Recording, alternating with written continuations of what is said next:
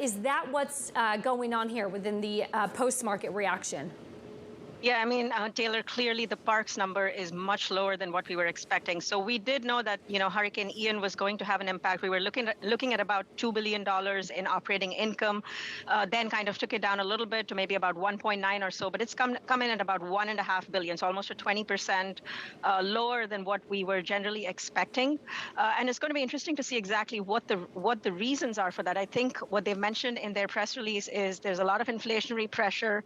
But it's going to be interesting to see if the hurricane had a much greater impact than maybe what some of us were projecting. I'm a little more curious, though, about those inflationary pressures and the idea that you have a lot of consumers out there that appear to be under stress, broadly speaking, not necessarily Disney's specifically. We see that in some of the economic data. Is there any sense that if that is the case, and we're seeing that reflected in parks, that also could be a problem for the company's other business, primarily streaming?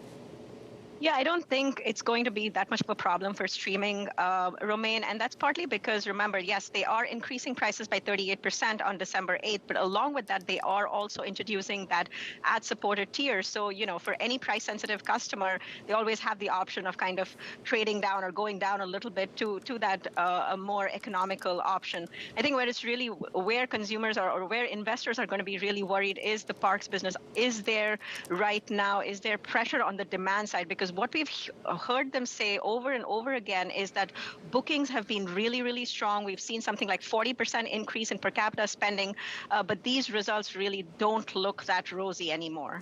The pressure to be profitable for Disney plus all of these streaming models is something that they highlight in the press release, and they talk about meeting that profitability by the fiscal year of 24. How reasonable is it to achieve that with, of course, the price increases that you mentioned, as well as that ad-supported model that they talked about launching a month from now? Yeah, so there's been this clear shift in the market and in management's tone away from, just chasing subscribers for the sake of chasing subscribers and kind of making, the end unit economics really work. And obviously, they've taken all the steps in the right direction. We're seeing subscriber momentum. So it's really, we saw them report subscriber numbers that came in 30% higher than consensus. But at the same time, there is also this focus on the top line, on ARPU, on growing ARPU. They're raising their prices. Yeah.